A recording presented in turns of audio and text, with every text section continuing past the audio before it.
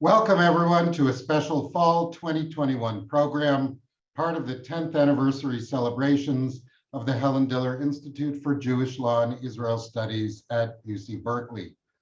Today, we'll host a virtual panel on the new governing coalition and shifts in Israeli society.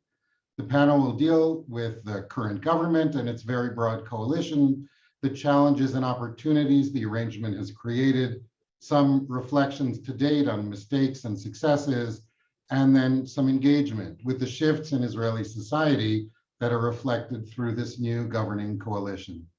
I'm very pleased to welcome four stellar guests today, two are old friends of the Diller Institute, and two for whom it's the first time with us, play oversized roles in translating the world of Israel and its ins and outs for our entire community. Janine Zacharia, who we have had the pleasure to welcome many times across the Beta Berkeley, will moderate the panel. She was the Washington bureau chief for the Jerusalem Post, and then the Middle East correspondent for the Washington Post. And she now holds the Carlos Kelly McClatchy Lectureship at Stanford University. And on our panel, first, political scientist Rami Zeedan, leading scholar of the Society and Politics of Palestinian Arab Israelis.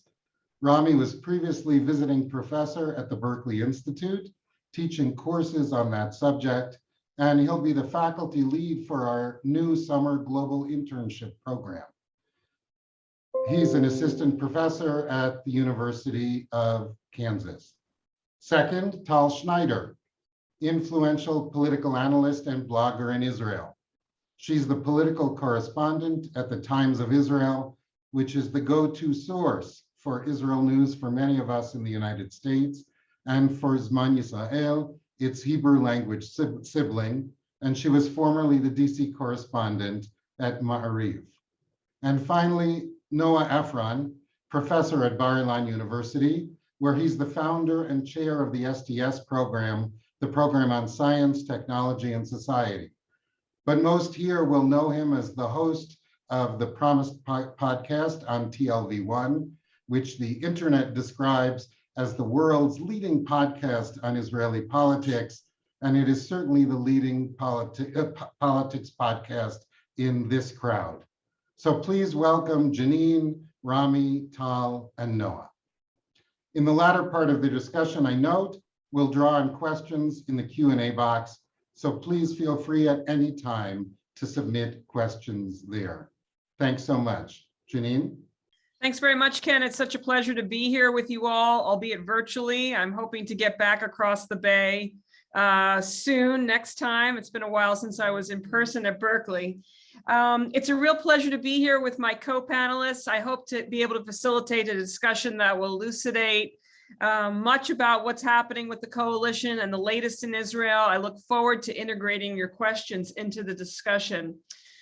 After the fourth election in 2 years, followed by months of political wrangling, Israel's latest coalition, its 36th government, was sworn in June, ousting Israel's longest-serving prime minister, Benjamin Netanyahu. If previous elections focused on the peace process or the price of cottage cheese, this one, yet again, was a referendum, I would argue, on Netanyahu himself, who ran despite being indicted for corruption. And the final results, which I think we'll be able to visualize for a moment, were in fact referred to support my thesis, as the anti-Netanyahu bloc and the pro-Netanyahu bloc. So it wasn't about right, left, or peace process or anything like that. This really shows you and gives you a sense.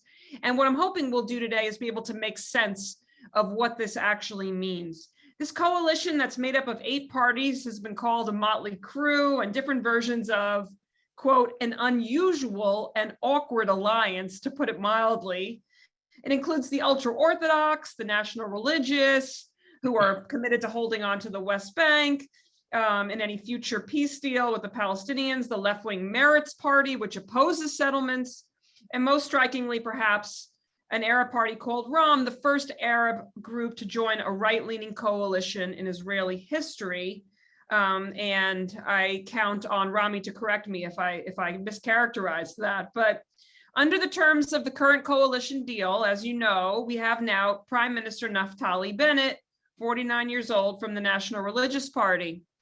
And he is going to, I believe, and Tal will correct me if I'm wrong, in 2023, switch with current Foreign Minister Yair Lapid, who will then take over the premiership, part of their coalition deal. So we should explore what on earth is that? Are we even going to make it to 2023 after we had 4 elections in 2 years?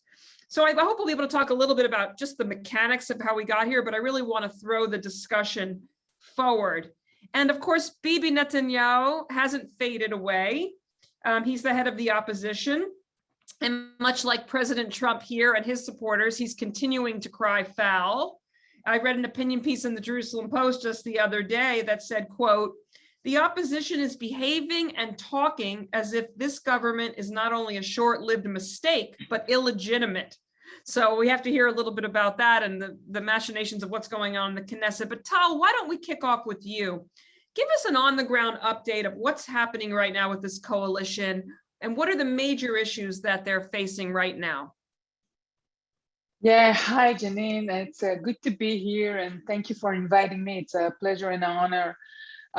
You described things in the true way. There is the opposition leader, the former Prime Minister Benjamin Netanyahu, that doesn't agree to call the current Prime Minister the Prime Minister. They just came off a ceremony to replace the head of one of the Israel security operators, the Shin Bet. I'm talking about 2 hours ago, and Netanyahu made a speech out there in front of the current Prime Minister Naftali Bennett, and he congratulated all of the people that were present and skipped Bennett like he is not even, like he doesn't exist. So the reasoning behind this, what we see in the last couple of months, where the Likud ignoring the current Prime Minister, is because Naftali Bennett has 6 seats. But in the Israeli system, and it must be stressed, I don't know if I can stress that enough, in the Israeli system, you have to build a coalition. Naftali Bennett came up with the majority of the seats of the parliament. He doesn't need to be the chair of the biggest party in Israel. He only needs to be a member of the Knesset, which he is. And as you correctly said, his partner, Yair Lapid, will replace him in August of 2023.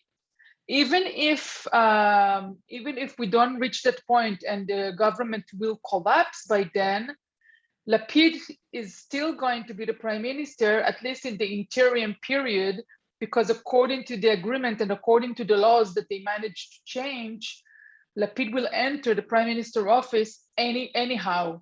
So if this government collapses, or if Naftali Bennett reaches his agreement, or if someone else is stepping out, it's a very complicated coalition. We have so many other parties. Even if Ram, the Islamic Movement Party, if they step out of the coalition and the government is unable to proceed, Lapid will take the lead until election. And with the crisis here, with the political crisis, when I say until election, as we all learned, it can be 1, 2, 3. I mean, we don't really know. So this is a very narrow government, but we do expect it to pass a budget in the next 2 weeks. And if that will happen, then at least until 2023, they will last. Yeah, I mean, I think it's interesting what you said, Tal. I mean, Yamina, correct me if I'm wrong again, the Naftali Bennett's party only had 7 seats, right? 6. 6 now. Okay, so it's right. I mean, and yet he became prime minister. That's very interesting. Let me see. It never happened in this history of this country. Never happened. So, but it's interesting that it happened now, right? And I remember, I think when he was negotiating with Yair Lapid, Lapid said he considered the ouster of Mr. Netanyahu more important than demanding to go first as prime minister. Like, everybody made all kinds of compromises. Actually, before I go to Rami, just say a word, Tal, about, has it already outlasted expectations that we had all these different parties that are able to sit together and even just work on a budget, for example? Yes, it's been 4 months now. When this coalition started off, we had a month of maybe like 2 weeks of fighting in the streets. We had gangs of Arabs and Jews attacking each other, fighting each other in the streets during an operation in Gaza. We had actually, I think, two Jewish citizens murdered, other Arab citizens being severely wounded by, clashes on both sides. And yet only 2 weeks later, when the streets were calmed down, this government, which includes settlers movement and Islamic Party movement, obviously the centrist parties as well, was formed in a way that it can only be described as a miracle. When you overcome such a horrific scenes that we've seen in the streets, I mean, it's nothing less than a miracle. And I have to say one more thing. This is the first time in the history of the country, 73 years, that an Arab party, and this is the Islamic Movement Party, an Arab party is signing a written agreement and joining the coalition. There's so many firsts going on here. It's just unbelievable. And still every day when I see it, I'm like, wow, it's amazing that they are, they're doing it.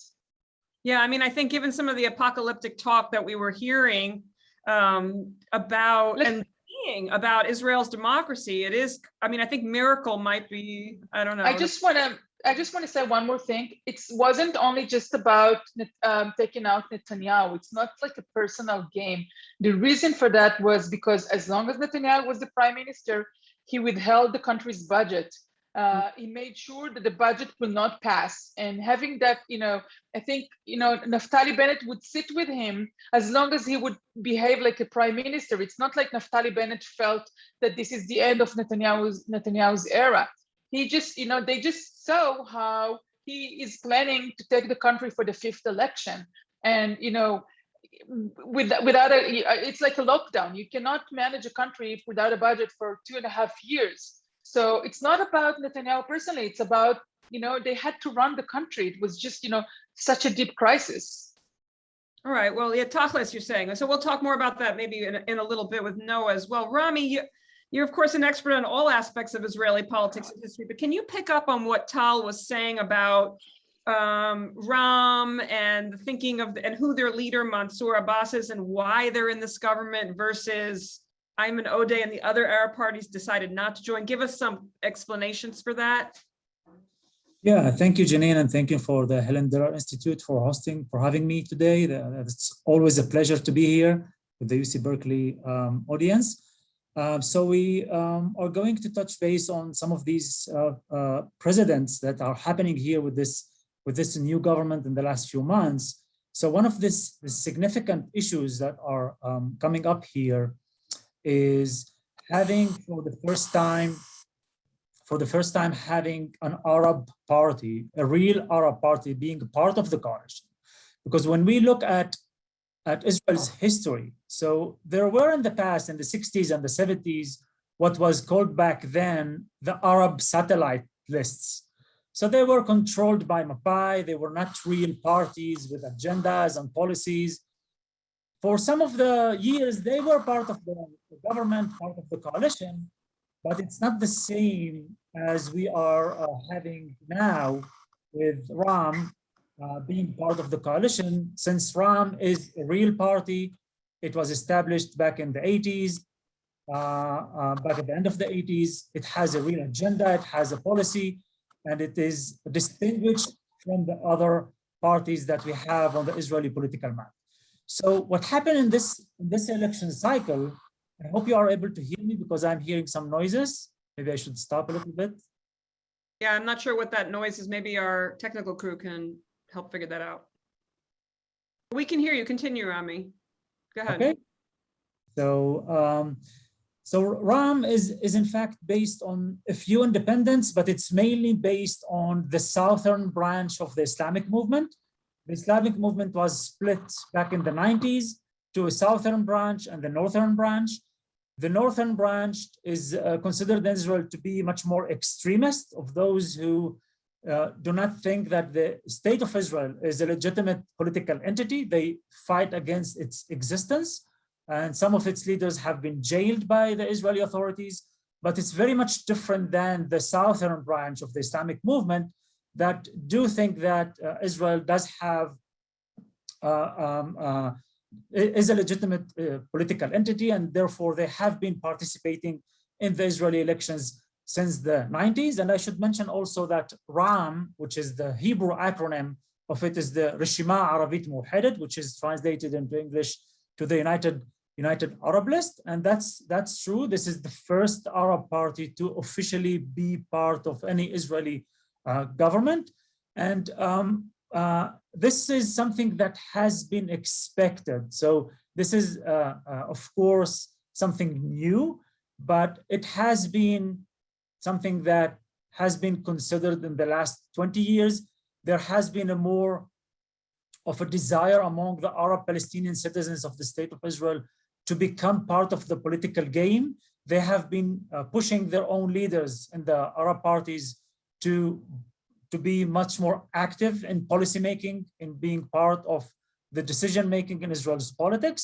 So for me, it was not such a surprise that eventually we have an Arab party joining the coalition at this time.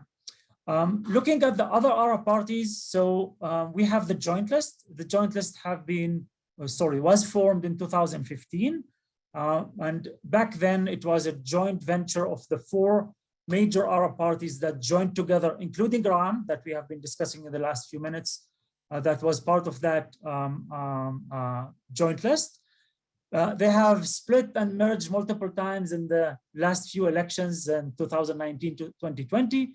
Eventually, RAM split out of the Joint List, and it left the Joint List with 3 major political parties. These are Hadash of Ayman Odeh, AMC, the Arab Movement of Change of Ahmad Tibi, and Balad, a very famous political party on the extreme right wing in terms of its political agenda. So these are the 3 parties that make up the Joint List as of now. And then RAM split mainly because they wanted to have a more say in Israeli politics. They refused to say that they are going to be against Prime Minister Netanyahu. They were planning to put themselves as the kingmakers. If Netanyahu was able to pull a coalition with 61 hands, they would have joined him, but he was not able to do that because of internal conflicts within his own supporters. And Naftali Bennett was the one that was able. So RAM, or the United Arab List, accepted the offer and they joined in. And once they joined in, then it left the Joint List with no other choice but choosing to be on the opposition in order to make a plea for their own supporters among the Arab Palestinians and to make some differentiation between them and between Arab. I think what I'm trying to say is that most of the members of the Joint List would have accepted to join the coalition if such a deal was offered to them and not to RAM. I hope that makes sense. So you're saying that Ayman Odeh cannot be with Mansour Abbas? Like they can't, Ram and Ayman Odeh can't sit together, but Ram can sit with Naftali Bennett? Because of the internal conflicts and because of their fighting for the same base of voters, which are the Arab Palestinian citizens in Israel, they must make a differentiation between themselves and the other party to make sense for them for the next campaign to be able to appeal for voters to vote for them. So yes. So I want to come back later in the discussion to May and the crisis in May that during the Gaza war. But has there been a cost to Ram for joining? I mean, how is this playing out societally? What's the commentary in the Palestinian media on this? Are they more on with Ayman Odeh, stay out of it? Because when I was a reporter in Jerusalem, I remember the debate was like, should East Jerusalem Palestinians even vote? And now you have an Islamist party in the government, which may launch another war against Palestinians. I mean, what is the conversation like on the street? So this builds up on a history of the last decade and a half, where most of the Arab Palestinian citizens of the State of Israel wanted their own leaders to be much more active. And in the recent few years, and more intensely following the COVID pandemic, where Arab Palestinian citizens felt that they are more closer to their Israeli side of identity, it was not met with confusion that the party of Ram joined the coalition. It was celebrated among many parts of the Arab society in Israel, and they are anticipating what change could that bring to their own society. to their own localities, because there is an anticipation that having Ram as part of the coalition would bring much investment of budgets and having better services to these Arab localities in Israel. So there is still an anticipation that Ram joining the coalition is going to bring better situation, better standards of living to the Arab Palestinian citizens of Israel. So there is a hope that this attempt by Ram is going to be hopefully successful. Okay, so I hope that's clear now for the audience about the significance of this. And Noah, I want to turn to you now, and we'll come back to Rami in a bit on the whole Palestinian-Israeli questions of what happened in May. But, you know, for a while, I've been saying that Israeli Jews, at least, are very post-Palestinian. And, you know, I remember a few years ago when the price of cottage cheese really was, you know, figuratively a bigger issue than the peace process. How do you see it right now as the major issues that are going on in the country? Is my thesis right? And would this government fall if suddenly the Palestinian issue did reinsert itself? I don't know if I entirely agree. What you said is, I think, commonly accepted. A lot of people believe, and Naftali Bennett himself, when he spoke to the UN a couple of weeks ago, said in a remark that was much talked about in Israel that Israelis don't wake up in the morning thinking about conflict, by which he meant we don't wake up in the morning thinking about the conflict, by which he meant we don't really think about the Palestinians in the occupation very much at all. I think that that's a view that's commonly held both on the right and the left for different reasons. The left, because I think that for years, people on the left, we have felt a great deal of frustration at our lack of ability, essentially, ever since the Oslo Accords fell apart, our ability to put forth what seems to us to be a plausible plan towards peace that seems as though it might gather support in Israel and among Palestinians.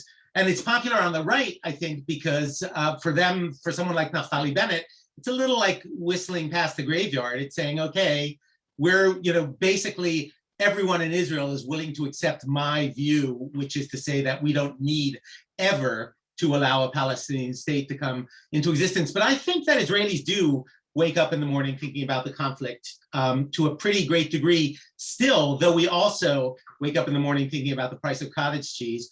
I think that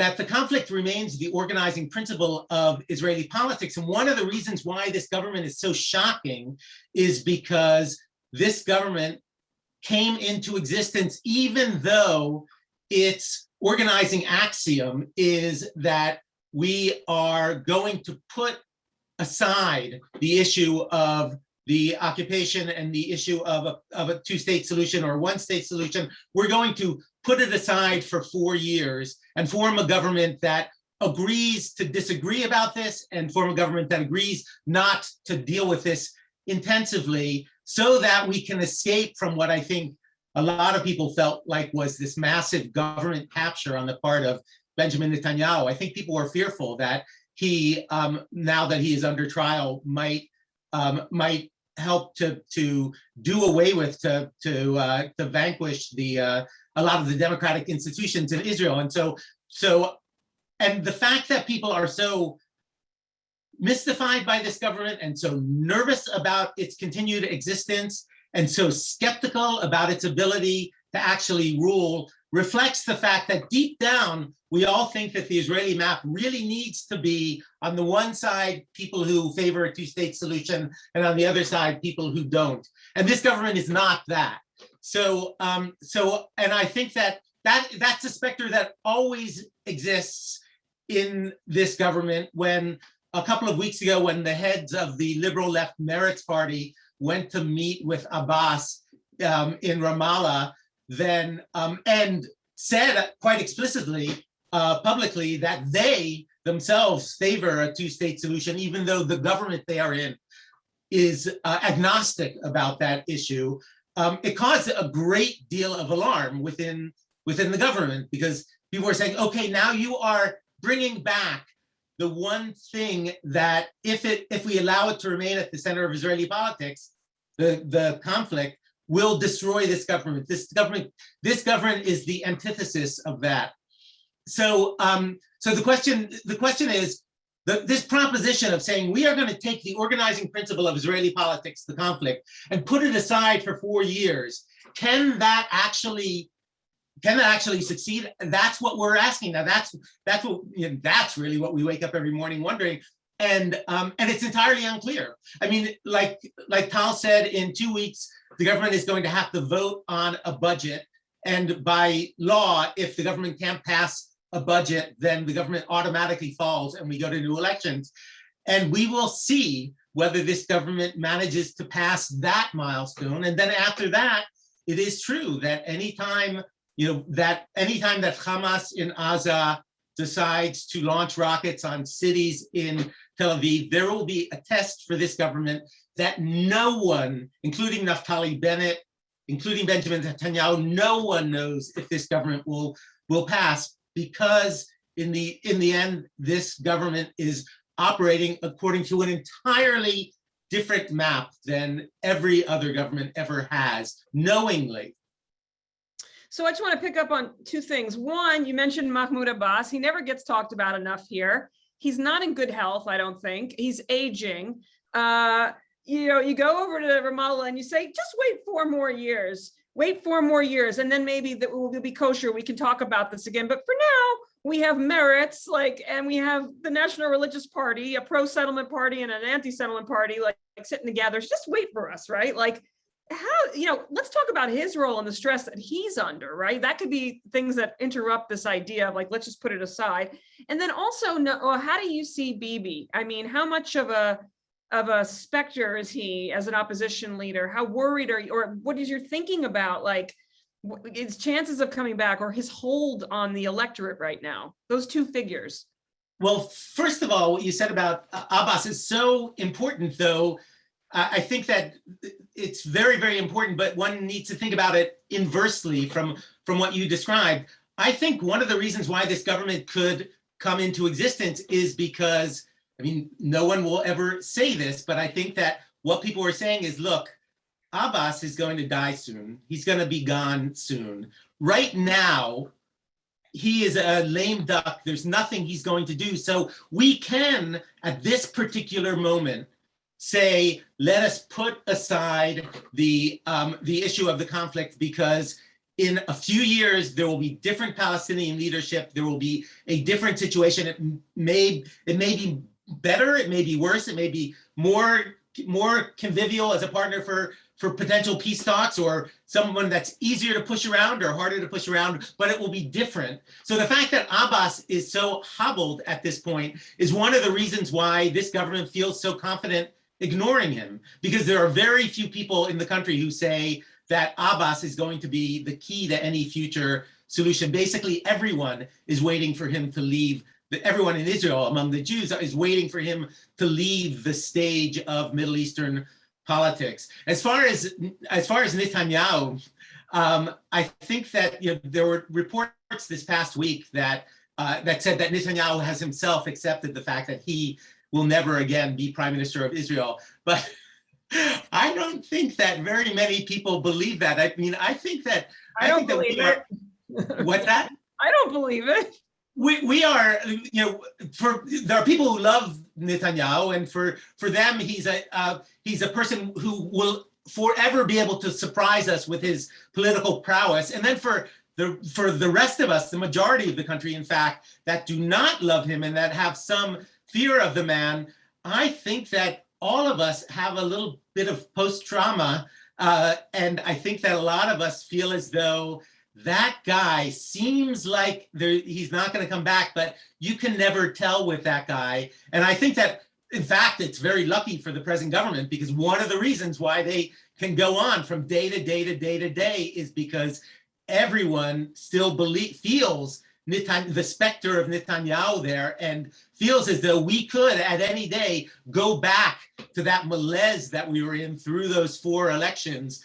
And I think that one of the reasons why no party will be quick to leave this government is because all of us feel Netanyahu's breath on the back of our necks.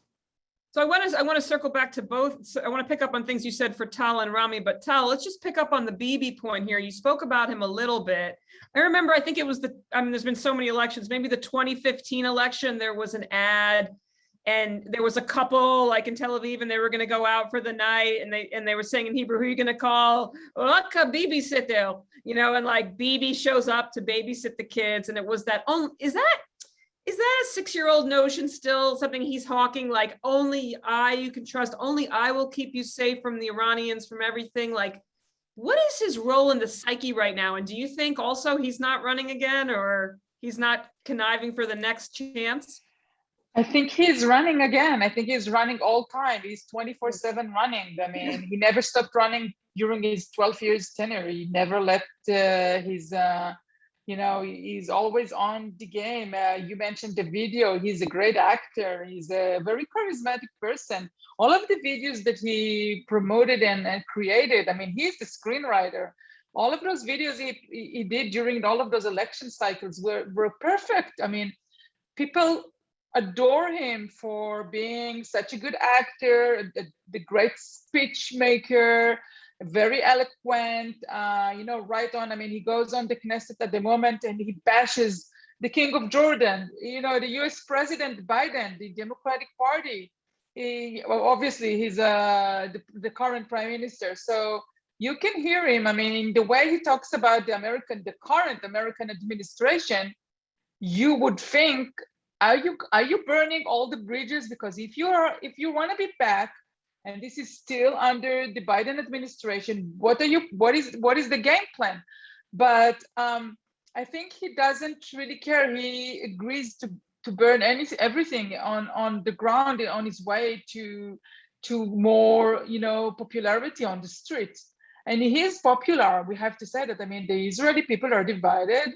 He is the biggest party in this parliament, in this Knesset, with 29 seats. So 29 seats, that's way up above the 17 seats that Lapid has. And the opposition he is adding at the moment has only 52 seats, as you showed in one of the charts that you made, has only 52 seats because part of the opposition is the Joint Arab List. So it doesn't have more than, and when I say 52, this is 52 out of 120. So it's less than 49%, or it's less than, it's not close to the half mark.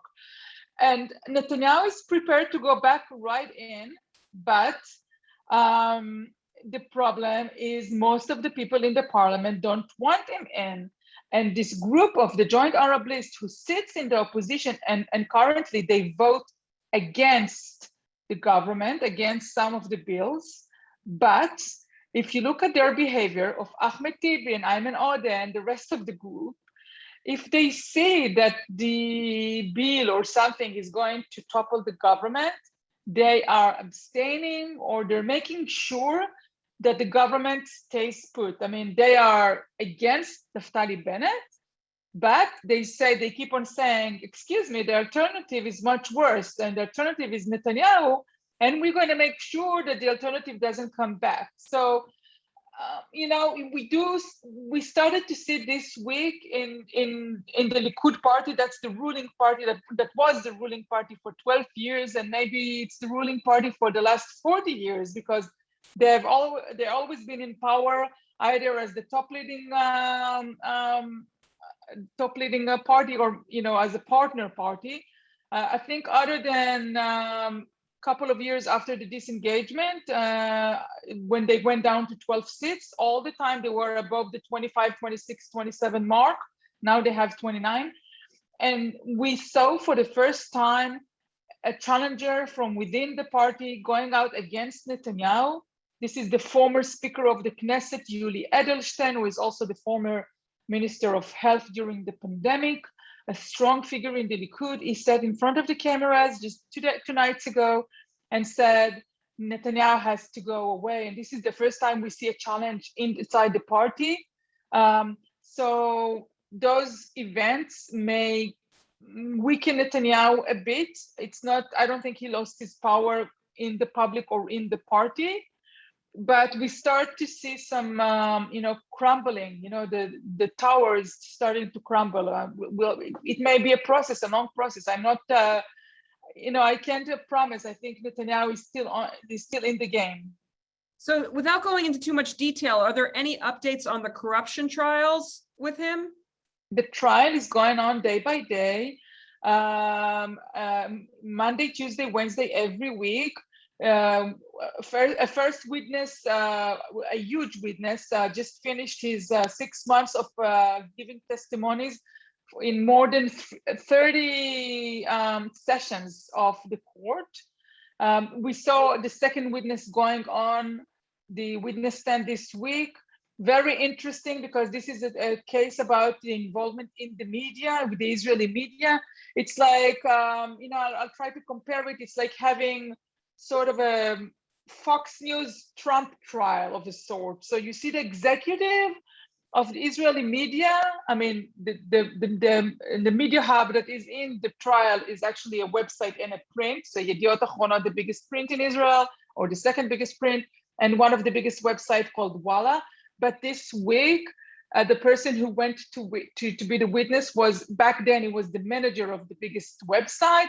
And these days, he is the chief executive editor of one of Israel's biggest channel 13. So it's like, it's a media, the media is on trial as well.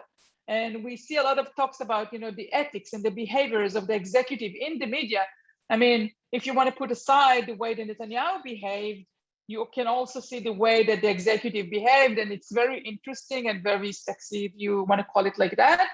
Netanyahu doesn't attend the court. He sits in the Knesset. He doesn't go to the court's hearing. The judges said you don't have to be here present here. But we suspect that in that kind of pace, it will take, probably at least 2 more years of witnesses. Like it's going to be a while until we. Yeah, it's going to take a long time. Visual of him going into court every day in his mask or whatever, falling off his face. He doesn't sit in the court for now, but we, there's a lot of state witnesses. There's 3 state witnesses. People who worked very close with him, and I wonder when the state witnesses' time arrive, he may want to sit there and look them in the eye, because this is people that worked, as his chief of staff, as his chief media advisor, and so on. So, all right, we'll keep an eye on that. Rami, I'm anxious to get back to you about a point that was raised about that Noah was saying about Abbas and Israeli society saying, well, we're not going to do a deal with him anyway, so we can disregard him. And let's talk about him and Hamas as, in terms of their power right now in Palestinian society. So we're talking about Mahmoud Abbas, not Mansour Abbas. Mahmoud Abbas now, yeah, the Palestinian president, I guess, technically. I don't know. When was the last Palestinian election? I'm not sure. It was 2006. 2006, right. I was still based there or whatever. Since then, Mahmoud Abbas is in power. He's the leader of the Palestinian Authority, the president of the Palestinian Authority, the leader of the PLO, the Palestinian Liberation Organization. And he actually controls everything that is of the official representation of the Palestinians. So for our audience, please do not confuse Mahmoud Abbas with Mansour Abbas. At the beginning of this session, we talked about Ra'am party within the Israeli Knesset. The leader of the Ra'am party is Mansour Abbas. Mansour Abbas is an Israeli citizen, and he lives in the Galilee. There's a different person not connected to Mahmoud Abbas, who is the leader of the Palestinian Authority. Rami, you know what? Let's pause for 1 second, because I think we're having a trouble with your mic. They may want you to log. I'll let them talk to you about that. And I'm just going to, and then we'll come back to this question of the 2 Abbases in a moment, okay? Because I'm going to try and go to that. Noah, but can we just go to you for a second while Rami's fixing his audio? It seems like, Tal was talking about the media issues, and I'm sitting here in Palo Alto now, and I'm watching Yochanan Plesner and these people from the Israel Democracy Institute saying Israeli democracy is in a death spiral the last few years. 4 elections, attacks on the media. Can you talk a little bit about the state of how much of that is exaggerated? What worries you in terms of Israel's democracy, tachlis, internally right now? Do you feel better now that Bibi's got? I mean, I don't know if you worry about those issues. Were they exaggerated? I think that there was a lot to worry about, and our worry was exaggerated at the same time. It felt Benjamin Netanyahu himself was very willing to attack trusted institutions and crucial institutions to democracy, most extremely the courts. I mean, he was on trial, and his claim was that that he had been singled out unfairly, and he had been put on trial for political reasons, that he had done nothing that many of his predecessors had not done as well, but they had not been tried because they had more chummy relations with the police and with the prosecutors and with the courts. And so he basically every day attacked the courts, and then he also attacked the press as leftist and unreliable and unpatriotic in ways that I think will be familiar to Americans. I think I've heard that narrative before. Right, and many people felt, especially during the last year of Netanyahu's premiership, during the spread of protests during the pandemic, there were many people who were out on bridges and in demonstrations, night after night after night, week after week after week, saying that we are fighting for the future of Israeli democracy. And it felt that way because it felt as though, because we all registered that these things were under verbal attack. In fact, my feeling is that the institutions of Israeli democracy are far more robust than we imagined that they were when we were so unnerved and distressed by Netanyahu, and that I think that the courts remain strong. I think that the Knesset remains strong. Israeli democracy is capable of doing, as we saw, surprising things. People who feared the government capture at the hands of Netanyahu lived to see Netanyahu being replaced through democratic means. And so I think that Israeli democracy, like all Western democracies, are at a moment of nadir. I mean, I think that this is a tremendously difficult moment for all of Western democracies, because there is such a dramatic crisis of lack of faith among citizens in their government and their government's institutions and the fairness of these institutions. And Israel is like every other Western democracy in that way. But I don't think that we're in any immediate danger of collapsing. And I think that in a way, this new government is a demonstration of how vital and creative and alive Israeli democracy can be. Yeah, so okay, that's good. I can take that off my worry list, because my worry list is lengthy at the moment. Rami, let's try again, like to pick up on the two Abbases, but let's focus on Mahmoud Abbas, and I really want to talk about Hamas too, coming off the May conflict, and sort of that thinking of that Noah mentioned about, well, we'll see in 4 years, how's that going to work? So going back to the Hamas issue and Fatah, so among the Palestinians themselves, not those that are living in Israel proper, those living in the West Bank, those living in the Gaza Strip, they have been split for so many years between two political entities. We have Fatah that controls the PLO, that controls the Palestinian Authority, and they are mainly situated in the West Bank. So over there is a strong presence of the security forces that are controlled by Mahmoud Abbas, and they are, in most of the periods, have been working side by side with the Israeli authorities and with the IDF in terms of things related to security. But this is a different situation that we have in the Gaza Strip, where Hamas took control over all of the Gaza Strip and are not allowing, the PLO is not allowing the Palestinian Authority to exercise its authority over the Gaza Strip. And in effect, Hamas is the government in the Gaza Strip. The differences between them are too many to consider within just a few minutes over here, but for our discussion, the major difference between Hamas and Fatah is that Hamas do not recognize the existence of the state of Israel. Their goal is to destroy the state of Israel, to take over all of the land prior to 1948, mandatory Palestine, and to establish a Palestinian Islamic state in that territory. That's the reason behind them constantly engaging with Israel every few months, every few years. We hear about a smaller scale war or a campaign or a larger scale war between Hamas and the state of Israel. How all of this is connected to our discussion about Israeli politics? Because what happened during May.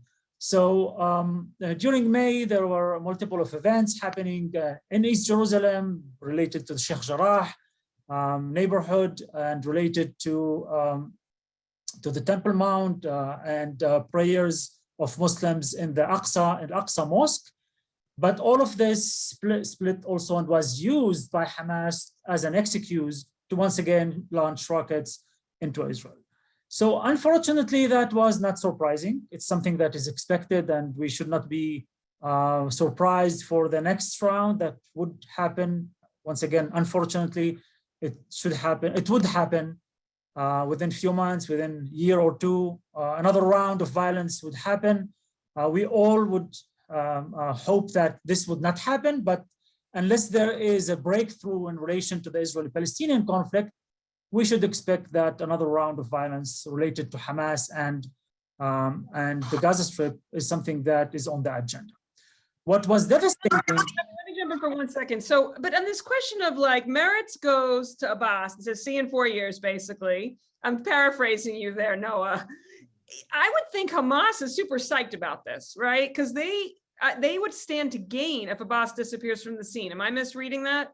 Like, what they are the most powerful players in the West Bank, Gaza, Palestinian society, it seems to me.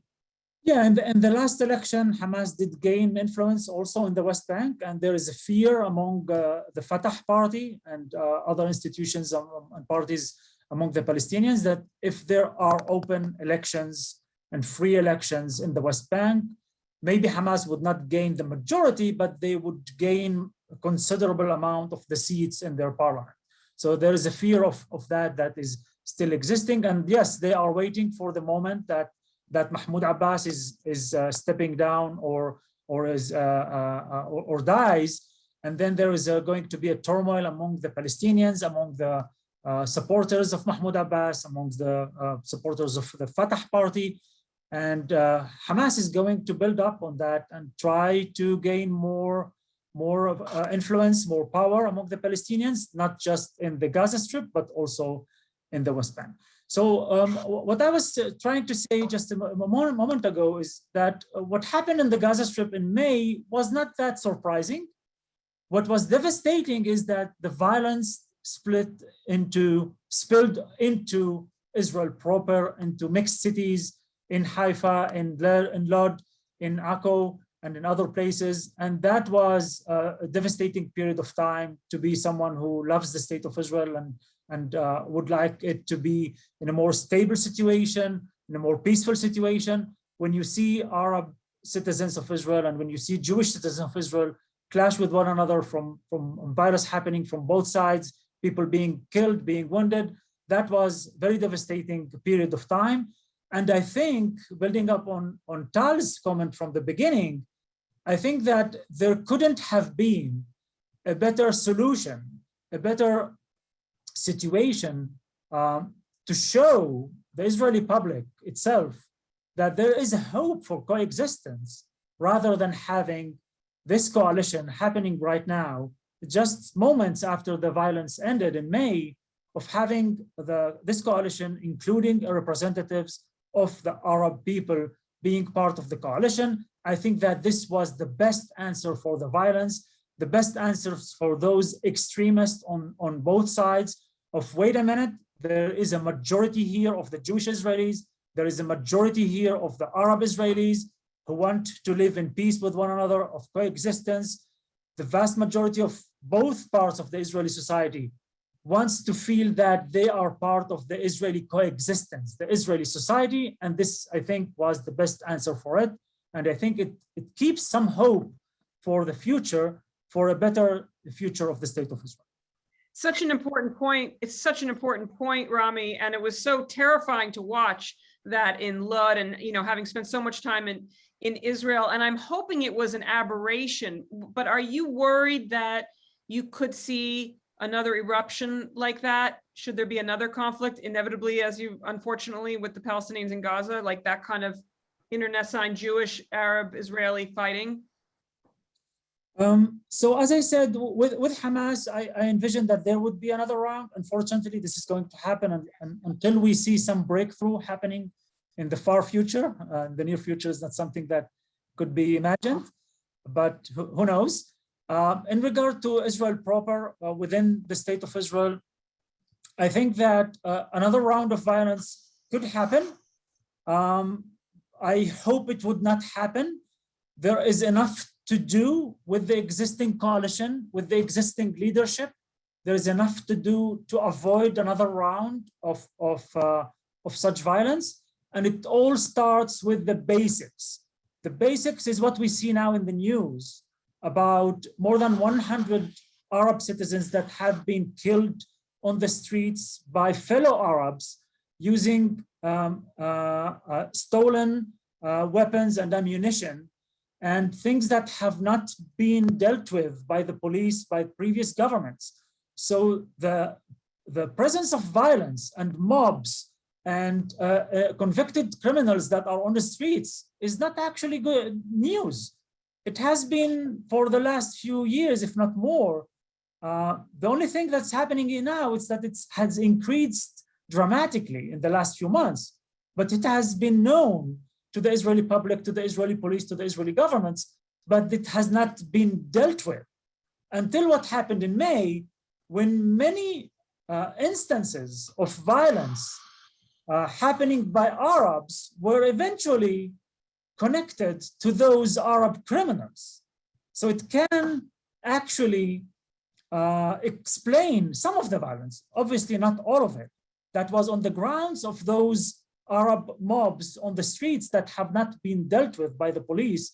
And I hope that the current government is going to take that as the first priority on its agenda to deal with it, not just by doing a campaign, but actually doing that on the ground and bringing results in eliminating this violence and the means for those people to continue doing these events on the ground.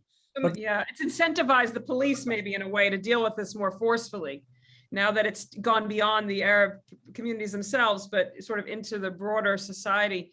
Noah and Tal, I want to go back to you for a second. Noah, I remember we were talking ahead of this session, and you were talking about how things were sometimes happening that were kind of unexpected, or in terms of the budget, or like weird agreements. I mean, is there anything actually? I mean, it's only been a few months. Tal, you too. Has there been anything that's happened, legislation or things that we should be aware of that have crossed these left-right Jewish, religious, secular, Jewish Arab boundaries at all, or there's a lot of chit chat about the budget and COVID? Well, there are a lot of interesting things going on. We're just learning how to judge this government.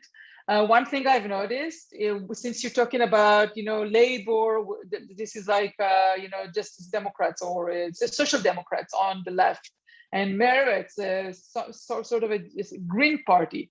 And on the right wing, we have the settlers and Gideon Sa'ar, who is coming from the very far right wing, and the Arabs, obviously. So one thing I've noticed, all of them, they do whatever they want. They have to speak to their bases. So the Meretz ministers, as mentioned before, went to visit Ramallah and meet with Mahmoud Abbas. And then the president of the Palestinian Authority, he told the Meretz ministers, you know what, I'm willing to meet with Ayelet Shaked. She's number 2 in the prime minister party in Yamina. She's a very prominent minister right now, the interior minister. He told them, I'm willing to sit with any Israeli, even Ayelet Shaked. And when they came back from Ramallah and they told reporters, this is the content of the conversation, she immediately took to Twitter and she said, I will never sit with that Holocaust denier and the person who pays money to families of terrorists and so on. So she was very blunt. So you would see on Twitter, and I'm half smiling, this is not funny subjects, but you do see on Twitter, these guys from the right wing, they tweet whatever they want to tweet with respect to their own base. And the guy and the people on the left, take action and go and visit him. Well, they know very well that the visit at Ramallah with Mahmoud Abbas has no meaning, because they cannot promote the two-state solution at the moment, but it's important to them to keep in touch. And they will know that they will get bashed by the ministers from the right wing. So you are looking at the government and it's like, what's going on? I mean, these people tweet like that, they tweet the opposite direction. And still on Sunday morning, they sit in the governmental weekly meeting and make decisions on healthcare, education system, import of vaccinations. We just finished the third rollout of the booster, the vaccination program, and we are out of the danger at the moment. So they are doing things, but if you expect them to move anything on the diplomatic or the Palestinian scene, it's not going to happen. Now, I'll just tell you a little story of what happened yesterday in the Israeli parliament. I will keep it short, I promise. The Islamic Party, Mansour Abbas, again, not Mahmoud Abbas, Mansour Abbas, they are opposing any kind of substance use. I don't know if our listeners are aware, but the Muslim religious prohibit intake of any alcohol or drugs or whatever. And there was a bill that was very important for the rest of the coalition. It is a cannabis bill for medical uses. They were trying to enact something that will have, you can use the cannabis as a medicine for epilepsy or all sorts of sickness. Medical marijuana bill. And it was a very important bill for the Israeli right wing, also for the Likud supporters. People were pushing for that for years now. It's been on the table for many years. And the coalition put that bill back in July, and Mansour Abbas went against his own coalition and voted against. He said, I'm sorry, under the Sharia laws of the Muslim faith, I cannot, my conscience and my rabbis, my imams, they don't allow me to vote for that. And 3 months passed, and the coalition managed to convince him to vote for that bill. So yesterday in the plenum, actually, you saw the shift in the Islamic Movement Party from voting against 3 months ago. And when they voted against 3 months ago, the bill actually was, it failed. Now they put it out again 3 months later. He changed his decision. On top of that, the Likudnik people decided, at least half of them, not to show up and abstain. I mean, they did not show up for the vote against, and the bill passed. So that was quite amazing. I mean, this is not about Palestinians. This is not about the right to enter the country, about immigration. But this is really hardcore medical civil society issue. And the Islamic movement actually changed gears and joined Israel's, majority in passing that. So it was, and perhaps against their faith. So now medical marijuana is legal, and only medical marijuana is legal? Well, it was legal before that, but it wasn't enacted in a proper way. So the customers or the clients, the sick people were, in procedural problems in the hands of the procedural system. Now that it is in the bill, I mean, the bill they didn't finish it up. This was the first call. They have to still enact it. But it's on the path to being more organized market in only the medical aspect. Get it at your local Kupat Chulim store or something, right? I mean, they're going to make it they're going to make it easier to get, basically. For people who are in needs, sick people, kids, teens, people who have epilepsy or cancer treatment. I mean, they are entitled to it at the moment, but it's not, the procedures are very, very tough. And now, Well, compromise, yeah. an example of compromise. So interesting. What do you, Noah, do you have one like that that's on your mind? Well, there are many examples of compromise, but what I was saying when we were speaking before in our preparatory discussion is that if you take the proposition of this government to be, let's see, once we put aside the issue of the conflict temporarily, then we will discover that we have a vast common denominator that unites the right and the left. And we'll see that there are many things about which we agree.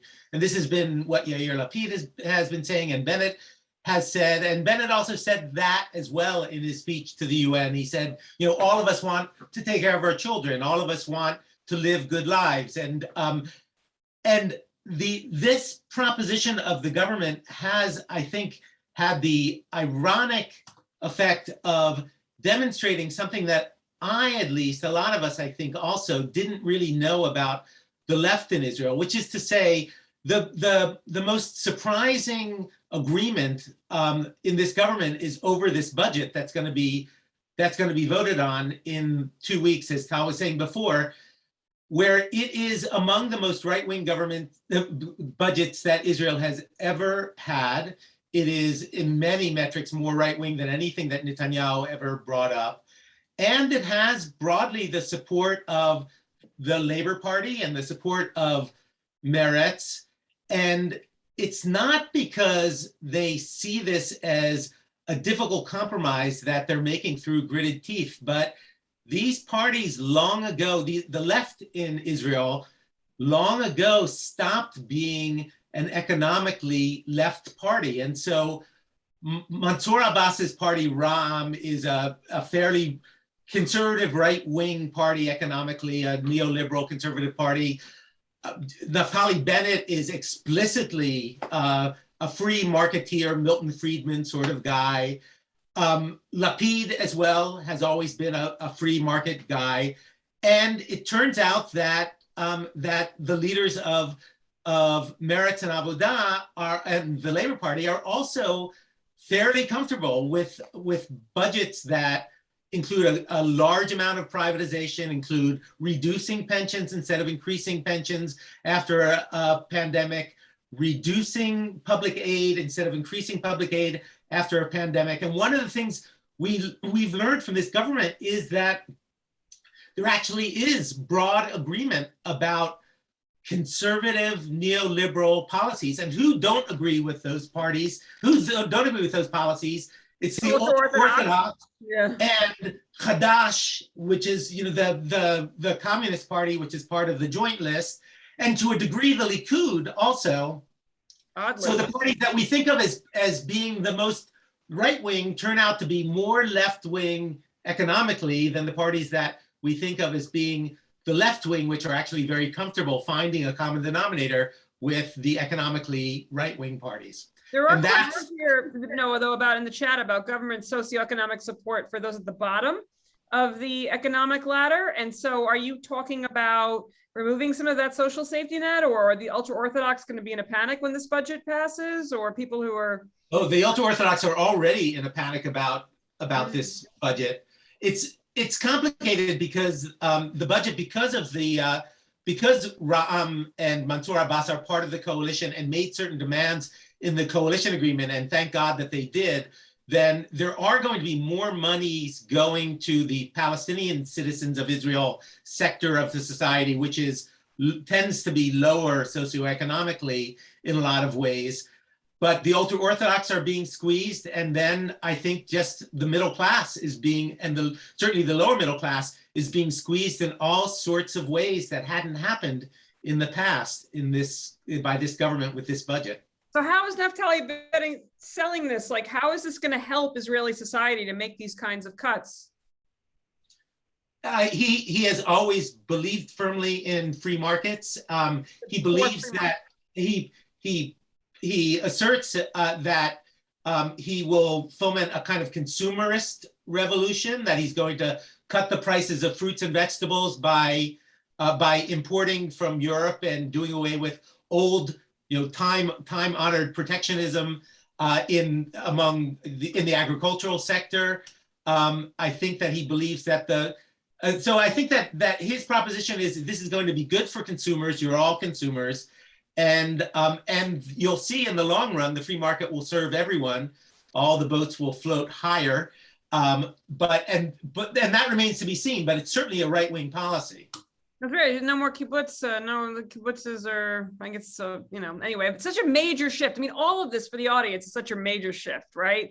We just take a step back from all these details and think about, okay, you had labor, you had Likud, you were like for more of a kibbutz type thing, or you were for more of these new markets. I mean, you were this way or that way. Now you have all these issues and you're negotiating with these tiny parties about, what Islamic law says about medical marijuana. I mean, it's so different, right? It's such a more complicated political picture, even than when I was in the 90s, right, Tal? It's just so different. Yes, it's very, very complicated. It's hard to navigate. I mean, we didn't even mention half of the parties. We didn't even talk about Benny Gantz and Yair Lapid and Gideon Sa'ar and Victor Lieberman, who is now the finance minister. It's very, very complicated, but also it's very interesting. And it's good to see a compromise being done. I mean, I met Ayelet Shaked, again, she's number 2 at the party of Yamina, the party of the prime minister. She's a very strict, how would you say, hardcore right-wing settler representative. She's not religious herself. And I met her the other day on Monday night at the Friedman Center, the former ambassador to Israel. Where Ivanka and Jared went. Yep, yeah. And I had a little chat with her. One of the members of Ram party, number 3, I think, on the party, just died about a month ago from a sudden heart attack. He was the representative of the Bedouin in the Negev. And I asked her about him. Just, we were just chatting on many issues. And she suddenly started to say all of those beautiful things about this. He was a member of the Knesset. He was the chairman of Interior Committee. He just didn't have enough time. He was just the chairman for maybe a month or so. And she said, what an incredible human being, what an incredible member of the Knesset. I only met him just recently. I didn't know he was so smart. By the way, this guy was a physician and a teacher for physics, coming from a Bedouin village in an area where they don't have running water or electricity. He grew up in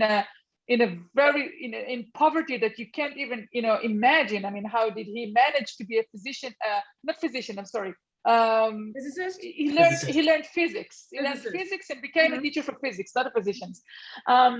She spoke so highly of him. I mean, this is, those words and sentences you would never hear coming out of Ayelet Shaked's mouth.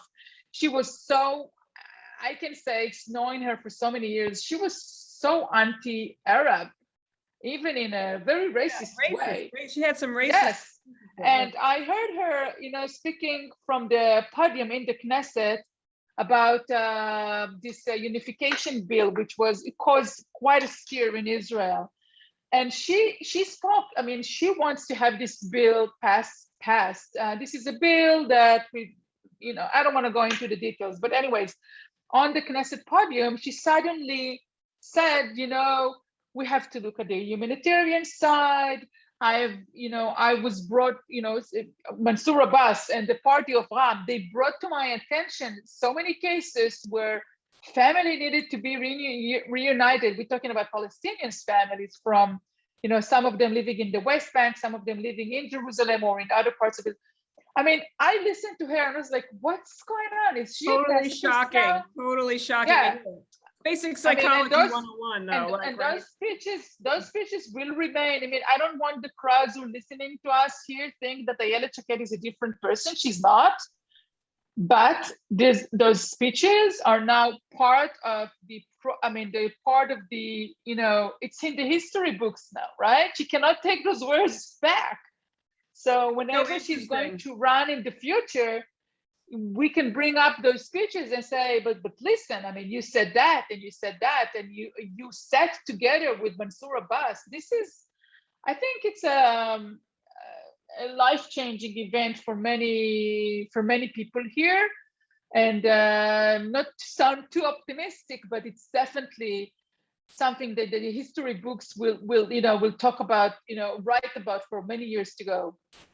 So interesting. We're running out of time, and I want to make sure there's so many questions coming in. Great questions, everyone, from the audience. I'm sorry we don't have time for everything. Obviously, we could talk forever, but let's talk about some things that might be in particular interest for an American audience that might be tuning in. Things like, is there anything going on with the wall, and prayer for reform and conservative Jews at the wall? Sometimes that pops up and down, and the Netanyahu was kind of cornered by the ultra-Orthodox whenever that came up, I believe, or maybe issues like, just in that general religious pluralism, diaspora Jewry, or is that not really on the table right now?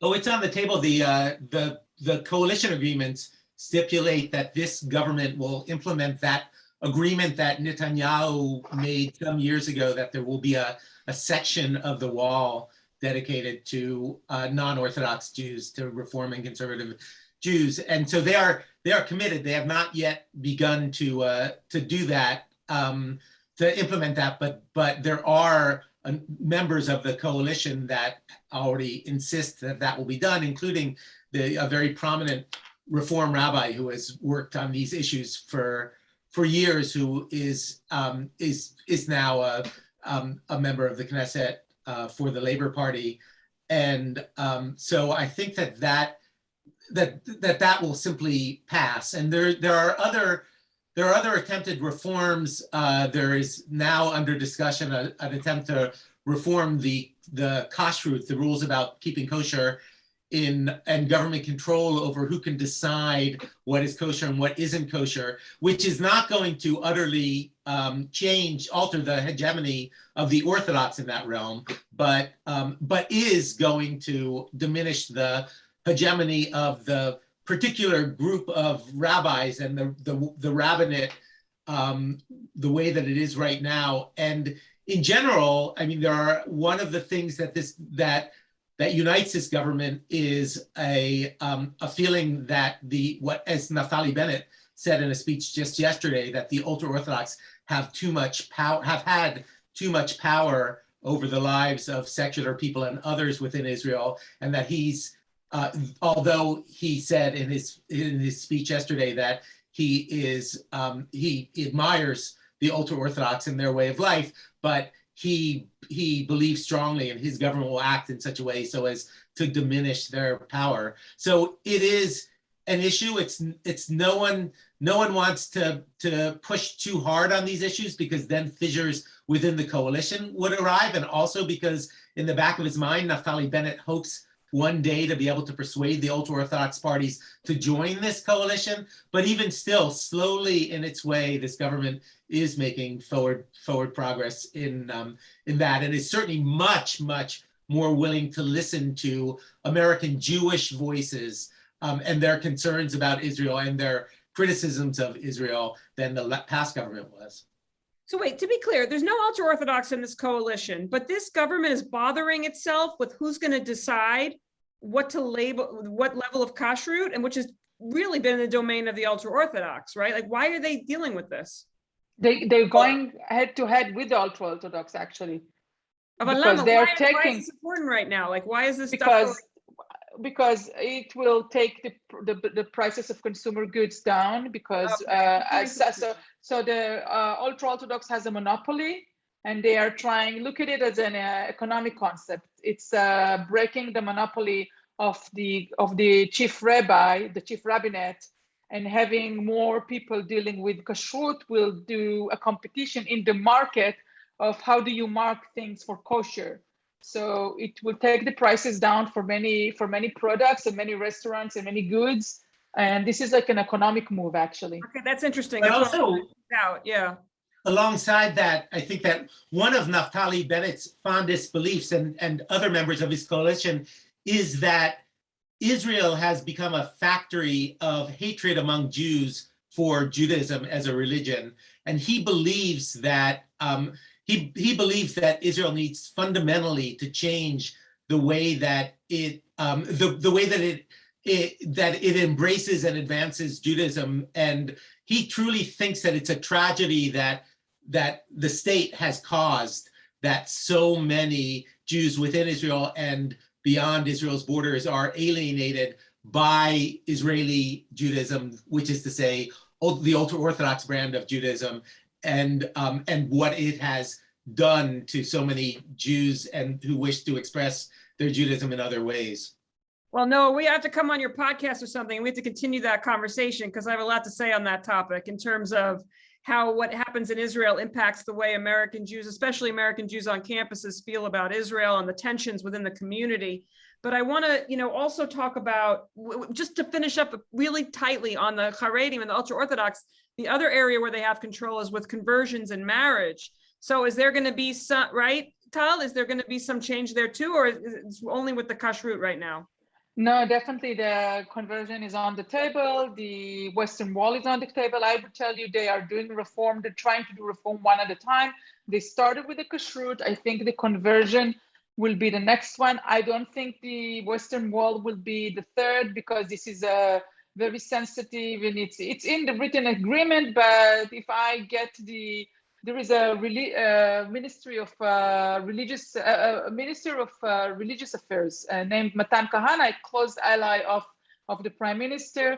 If I understand him correctly, the Western Wall will be postponed maybe to Lapid's time. I don't know if it will happen. As you mentioned before, Netanyahu signed the agreement, but then retract from the agreement. So it's not, I don't think it's in the works at the moment. One big thing that is not on the table right now is the draft bill. This is, there is a huge argument.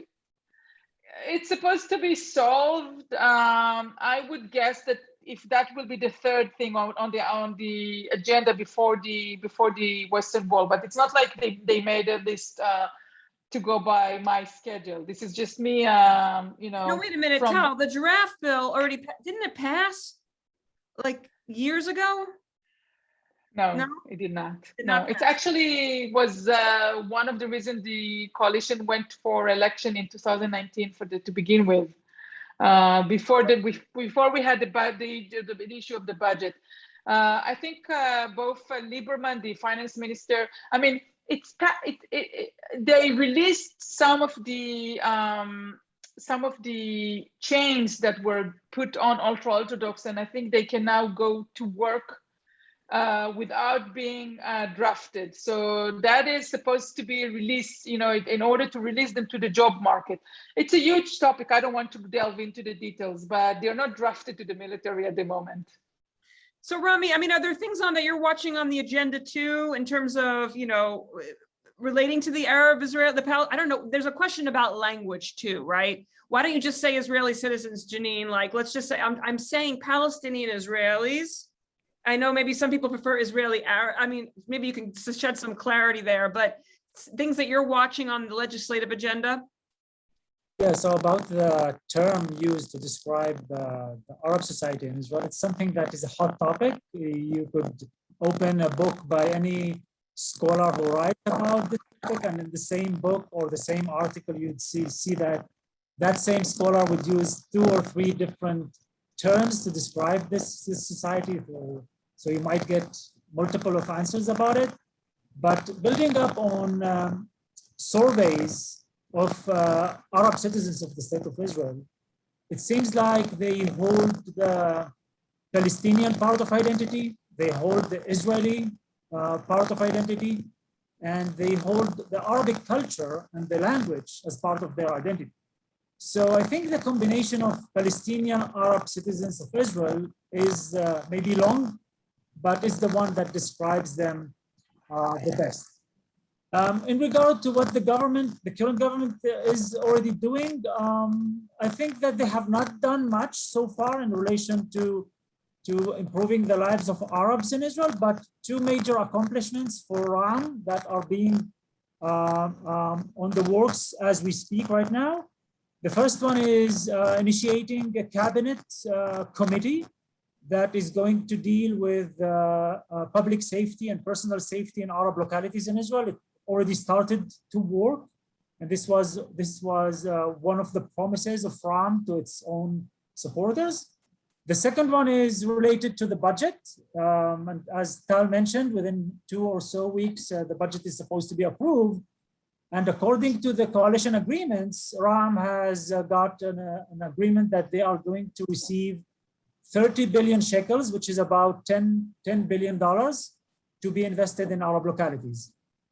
I think this is going to be part of the budget. If it's going to be actually approved and then implemented and used in Arab localities, it's a huge deal of such amount to be invested in Arab localities to improve the quality of services for Arab citizens in Israel. So I think this is something that is going to be big. Well, it's very late. Yeah, Tal, go ahead. Can I be more? I think there is a huge problem with the housing of the Arab society in Israel. It's zoning and housing and development and infrastructure. So if the Arab society will not see a better infrastructure in their streets and in their transportation and lighting and even other issues like more neighborhoods and more options to have a better life. Issue. Yeah. So if they're not going to see in their eyes some development in the Arab villages, and maybe I don't know if our audience aware, Israel did not build one Arab city since the country was formed 73 years ago. So they need better housing, better way of life, and getting them out of the poverty. If that is not going to be seen in the budget in the next 1 to 2 years, it's going to be a huge problem. This is, I think, biggest expectation of civil expectations of the Arab society. Get us better homes, lands, neighborhoods, roads, transportation, and so on. So I think this is the biggest title. After the violence is the first one on the agenda, and then the second one is the housing and the way of life. A big problem not only for the people who live in these places that need that investment, but also maybe for Israeli democracy, given the leverage that these Arab parties now have. Maybe they'll be able to see some results on some of those issues. Unfortunately, I want to be sensitive to, not unfortunately, I want to be sensitive to the time in Israel. It's very late and we're near the end of the program. So I want to thank people for their questions. If we had time, I would have asked that question about Lebanon. Lebanon is collapsing to the north of Israel. We have to talk about maybe in another panel about what the impact may be, both internally in terms of Hezbollah and the spillover. I wanted to talk more about Sheikh Jarrah and everything that just happened just in May and get a better sense of what's happening in East Jerusalem right now. That was such a big story here. And unfortunately, the coverage in the media is so sporadic of Israel right now, given all the other big stories. The follow-up on Gaza, I mean, so many other things, Joe Biden, his relationship with Israel. But I do think that we got to go beyond the headlines and get a more nuanced sense of what's really happening with this very pivotal and extraordinary coalition. So with that, I'll turn it back to Ken. And thank you very much for allowing me the opportunity to moderate. Fantastic. Thank you so much, Janine, Rami, Tal, Noah, for just a fantastic discussion. And thank you to our audience for joining us today. Before we close, I want to flag our 3 upcoming November events. First, on Thursday, November 4th, we'll hold our second lunchtime session, Civil Society and Plurality in Israel, where Tel Aviv Political Science Chair Amal Jamal will talk with Professor Daniel Zugby about his new book, Reconstructing the Civic, Palestinian Civic Activism in Israel. And then later in the month, I'm so excited that we'll have our first in-person events in almost 2 years. On Tuesday, November 16th, we'll host the Lubitsky Lecture on Israel and the Great Powers at UC Berkeley. And this lecture will look at Israel in the case of Russia with Anna Borshchevskaya in conversation with our own Professor Ron Hassner. Finally, Thursday, November 18th, we'll host a conversation with Batya Unger-Sargon. Professor Ethan Katz will talk to her about her new book, Bad News: How Woke Media is Undermining Democracy, as part of the program on anti-Semitism education at UC Berkeley. Please see the Diller Institute events page for more information on these, and all other upcoming events are on there. We're so glad you joined us, and we look forward to seeing you soon.